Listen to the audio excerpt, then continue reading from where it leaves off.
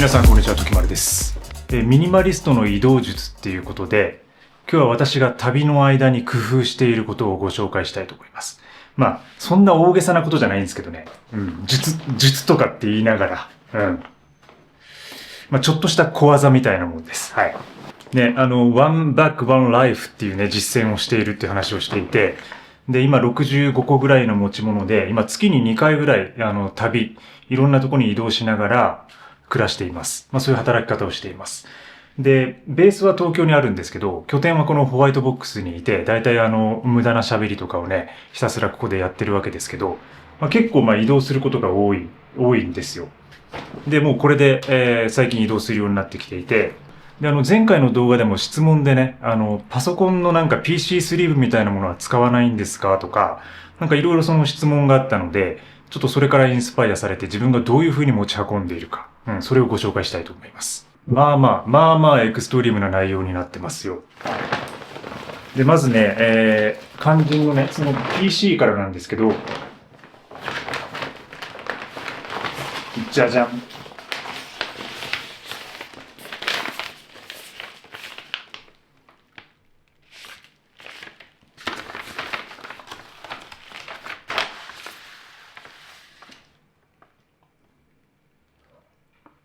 スティーブ・ジョブズかと思ったでしょう。時丸田中です。はい。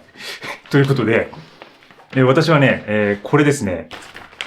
なんて言うんだろう。封筒なんですけど、こういう風な、よく売ってるクッション封筒ですね。これを使ってます。まさにこの封筒に MacBook Air が入るっていう風な、プレゼンテーションを、スティーブ・ジョブズがね、一番最初にした時にすごい驚きがあったと思うんですけど、MacBook Air を茶色い封筒から取り出すんですよね。あれがむちゃくちゃ記憶に残っていて、で、これ使えんじゃないかなと思って、本当に。で、やっぱり普通の封筒だと、ペラッペラでちょっと防御力が下がるので、このクッション封筒を使っています。で、これがむちゃくちゃ良くて、やっぱね、ものすごく軽いんですよ。他のPC ケースとか PC スリーブっていうのは、割とそのウレタン製とかで、あると、重量が。それに比べてこれはね、もう 100g 全然ないですよ。50とか多分。50もないかもしれないですね。これくらいのサイズで。で、ちょうどぴったしこれが収まるんで、私はこれに、PC を入れて持ち運んでます。いわゆるチープハイクっていうかな、チープシックっていうか、これ100均とかで普通に100円ぐらいで売ってるんですけどね。どこでも手に入るし、あまり大げさなね、道具みたいにしないっていうこと。で、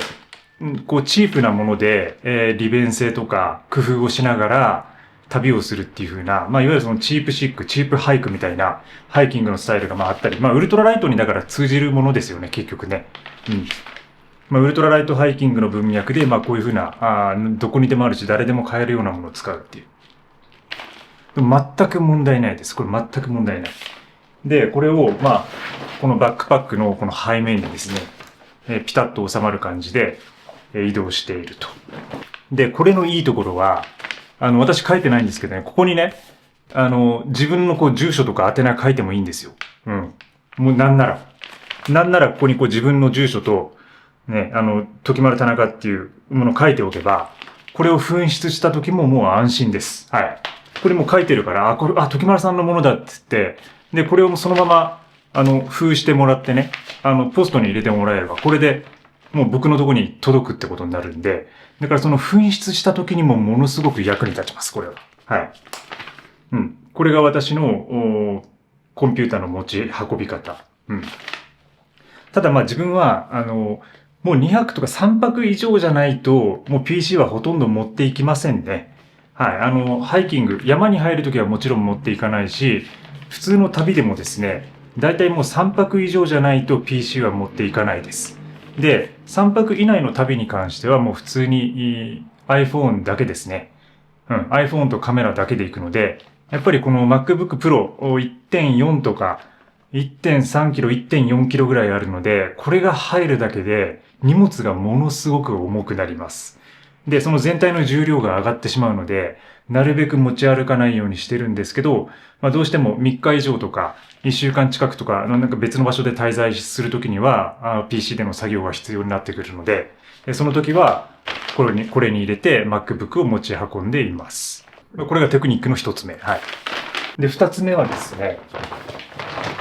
前回その3モジュール構成みたいなものを紹介したと思うんですけど、このハイジーンアイテムですね、衛生系の袋があるんですけど、これにですね、これに入れるときにちょっとした工夫をしていて、というのも、僕が使う、インナーで使っているバッグって、もうこの3つだけなんですよね。で、このバックパックは完全に一気質なので、いろいろそのポケットがありません。だから、この中に全て自分の持ち物を収めるってことになるんですけど、例えば、このハイジーン系に、ハサミとかさ、刃物を入れてしまうと、結構ね、この袋の容積がまあまああるので、この中で暴れるんですよ。暴れる君になるんですよ。で、暴れると、この袋に結構そのダメージがあって、こう、破れることがあるんですね。で、これ僕ここ今修理してるんですけど、これ。テープで。で、ここ一回ね、穴が開いてるんですよ。これ DCF 素材って言って割とその丈夫な、素材で完全防水ではあるんですけど、やっぱり中にこう刃物とかが入ると結構暴れると。で、そういう時に、この中にバックインバッグを作るってことをやってます。で、それは、具体的には、こういう感じですね。バッグインバッグで、このプラスチックの袋の中に、このハサミとか、この爪切りとか、で、ちょっとこう、耳かきですかね、これね、耳かき。尖ってるようなもの、先が。を入れるようにして、さらにこの中に入れています。で、やっぱりそのバックインバッグっていうのは、なるべく本当はしない方が良くて。なぜなら、やっぱりこれ取り出した後に、ここでもう一回開ける手間が発生するんですよね。で、それが結構毎回のことになると、結構時間取られたりめんどくさかったりするんですよ。だから、基本は、やっぱりこのバッグの中に全てアイテムを収めて、中の袋はあまり使わないっていうことが基本だと思うんですけど、この全体においてもですね。ただ、やっぱりこれに関してはですね、どうしても袋に穴が開いたりとかするので、で、こうやってまとまっていた方が、意外とこう探しやすかったりします。いろいろこう入ってるんでね、探しやすかったりもするので、一応この刃物系みたいなものはバックインバッグにして持ち運ぶようにしています。で、このバックインバッグも、これもいわゆる、このチープスタイルなんですけど、こういうね、よく100均とかで売ってるような小さなポリ袋を買っておいて、これジップロックにするっていう技もあるんですけどね、ジップロック結構分厚くて丈夫なんで、それよりもう一段、チープにしたものっていうか、軽くしたもので、こう大量に買えるようなものをストックしておいて、で、何にでも使えます。サプリメントとかもこれで持ち歩くし、その刃物だけじゃなくてですね、そういうこうサプリとかを入れるにも役に立つと。簡易的ですけど、防水にもなるし、いわゆるそのサプリケースみたいなものはあるんですけど、あれやっぱりこうプラスチックで結構しっかりしていて、で、重いんですよね。やっぱりその一つ一つの重さっていうのが意外と重要で積み重なってくるんですよね。だからなるべくこういう風な小分けの袋も軽くて薄いものにしておくことによって、いろいろこう重なった時に重量が上がりません。だからそれで一個一個軽くしていくって感じです。だからこれ結構役に立ちます。僕これにね、この間ほら、ネスカフェとかも日常的に持ち歩いてたりとか、あと、ナッツとかを入れて、ちょうどね、1食分ぐらいになるんですよ。だから1日外に出るときは、この中にナッツとかチョコレートを入れて、行動食的にポケットに入れて持ち歩いたりとか、なんかそういうのにも使えるし、で、サプリとかにも使えるし、で、先ほどのこう刃物系ね、のものを入れるのにね、役にも立つっていうね。そういうわけで、そんな感じの持ち運び方をしています。はい。で、もう一つ、ちょっと最後に、工夫していることは、これですね。こういうものを使ってます。はい。これもね、ちょっと中に入ってるんですけど、オイルですね、これ、オイル。で、オイルを持ち運ぶ容器を使っています。で、私使ってるのは、これ無印良品の、30ml のタイプです。はい。この下にね、15ミリっていうのもあるんですけど、15ミリだともう少し軽くて細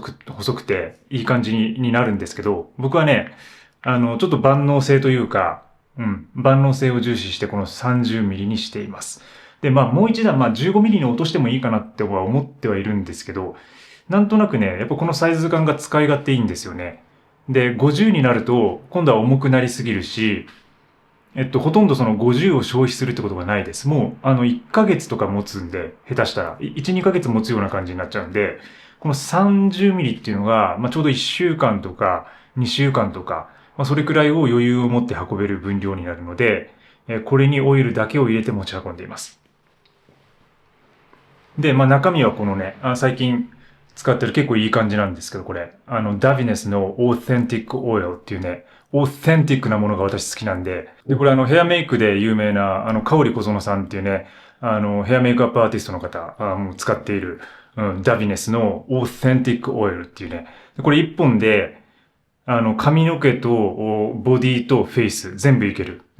感じです。だからもうこれだけあればいいっていう。だから私はもう、化粧水とか全く使ってなくて、で、このオイル一本だけでやってます。で、これを小分けにですね、これにちょっと持ち運んで、これに入れて持っていくって感じ。で、この容量が、これ140ミリなんですよね。140ミリ。で、大体その飛行機とかが大体100ミリ以上かな、がアウトなエアライン多いので、大体ね、これ持っていくとアウト没収されちゃいます。なので、液体系はこれに必ず詰めて30ミリぐらいを持っていく。そんな感じにしています。で、多分前回は、スキンケアの紹介とかでニベアとか持っていたと思うんですが、最近ね、まあ、こっちに移行したって感じで、で、一応ね、まだニベアもまだ、これちょっと切れかけなんですけど、残ってて、で、これはこれでね、結構いいんですよ。で、まあ、50g で、サイズもさ、割とコンパクトで、サイズもコンパクトで、かつ、なんて言うんだろう。ちょっと粘着性があるんで、液漏れの心配がない。液漏れの心配がないです。そう、だから、そのクリーム系とかっていうのは、そういう点でいいですね、移動の時は。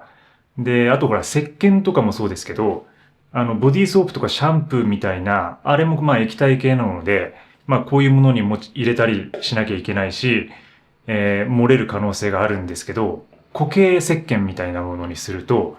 固形で持ち運べるので、だから旅の時は、まあ移動がある時は、結構固形の石鹸の方が役に立ちますね。で、割とその固形の小さな石鹸とかキューブを持ち運んだりする時もたまにあります。ただまあ、大体そのソープ系は、やっぱりそのホテルとか、宿に大体もう置いてあるので、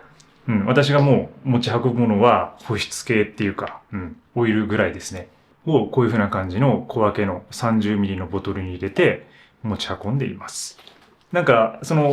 容器が増えるのもちょっと自分嫌なので、まあ陸路の旅であればね、全然もうこれこのまま持ってっちゃうとかってあるんですけど、なんだかんだ、やっぱりまあ重量とか考えて、コンパクトになるので、結構小さな容器ってのは便利ですね。はい。ということで、簡単でしたが、今日は私の持ち運びのテクニックを3つ紹介してきました。ぜひ試してみてください。今日も最後までご視聴いただきありがとうございます。また次の動画でお会いしましょう。バイバイ。